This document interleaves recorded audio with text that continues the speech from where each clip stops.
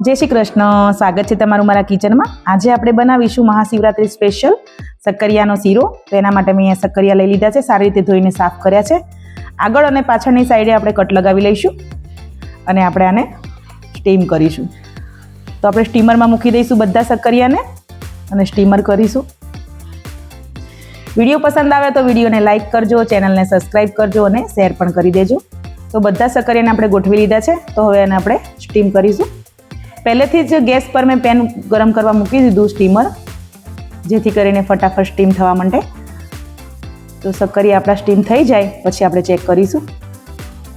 तो 10 मिनिट थई गई छे तो आपणे खोलीने चेक करीशुं। तो सक्करिया मस्त मजाना बफाई गया छे। तो आपणे नीचे उतारी लईशुं। आ रीते आपणे स्टीम करीए ने तो सक्करियानी जे पण रेसिपी बनावीने प्रॉपर अने सारी बने छे।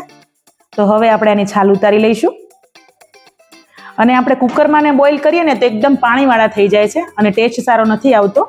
તો સ્ટીમ કરવાથી ખૂબ સારો ટેસ્ટ આવે છે। તો સક્કરિયા બધા આપણે છોલી લીધા છે મસ્ત, બધા એની છાલ ઉતારી લીધી છે। તો હવે આપણે એને રેશા ના આવે વચ્ચે એટલા માટે આપણે એને આવી છીણીથી ગ્રેટ કરીશું। તો આપણે જ્યારે પણ શીરો ખાઈએ ને તો એકદમ સોફ્ટ શીરો ખાવાની ખૂબ મજા આવશે। મોઢામાં મૂકતા જ શીરો આપણો ઓગળી જશે। तो આપણે બધા સક્કરિયાનો પલ્પ નીકાળી લીધો છે। ગેસ ઉપર પેન ગરમ કરવા મૂકીશું અને 2 થી 3 ચમચી ઘી એડ કરીશું। ઘી મેલ્ટ થાય પછી આપણે સક્કરિયાનો જે પલ્પ બનાવ્યો છે એ એડ કરીશું અને આપણે એને મિક્સ કરીશું અને આને શેકવાનો છે। ઘીમાં સરસ મજાનો શેકાશે ને એટલે ટેસ્ટ બહુ સારો આવે છે શીરાનો। તો આપણે આને શેકીશું બરાબર। तो તમે જોઈ શકો છો અહીંયા મસ્ત મજાનું કલર ચેન્જ થઈ ગયો છે અને શેકાઈ પણ ગયું છે અહીંયા। તો હજી પણ આપણે બરાબર આને લગાતાર શેકીશું અને મિક્સ કરતા જઈશું। હવે આપણે આમાં દૂધ એડ કરીશું 1 કપ જેટલું। દૂધ ગરમ જ છે જેથી કરીને આપણે ટેમ્પરેચર સારું રહે। ઠંડુ દૂધ એડ નહીં કરવાનું, ગરમ જ રાખવાનું જેથી કરીને ફટાફટ પ્રોસેસ આપણી ચાલુ રહે।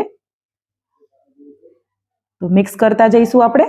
दूध અને સક્કરિયાનો પલ્પ છે એ બધું એક સરખું મિક્સ થાય એવું કરવાનું છે। તો આપણે મિક્સ કરી લીધું છે અને આપણે ફરીથી આને એકદમ સ્પીડમાં મિક્સ કરતા જઈશું અને તળિયાથી આપણો મસ્ત મજાનો શીરો અલગ ના પડે ત્યાં સુધી આપણે આને શેકવાનું છે।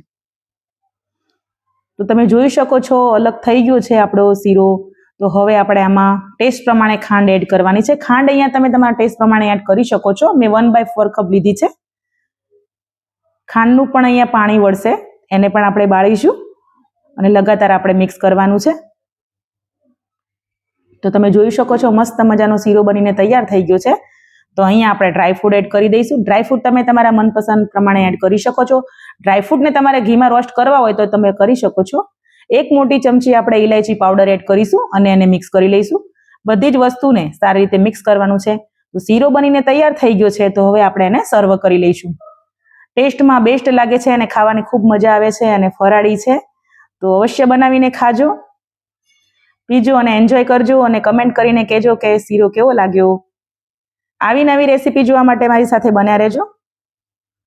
તો મસ્ત મજાનો શીરો તૈયાર થઈ ગયો છે આપણે સક્કરિયાનો। તો તમે જોઈ શકો છો, હું તમને બતાવું અહીંયા વિડીયોમાં જુઓ, એકદમ મસ્ત મોઢામાં મૂકતા જ ઓગળી જાય। મળીશું નેક્સ્ટ વિડીયો।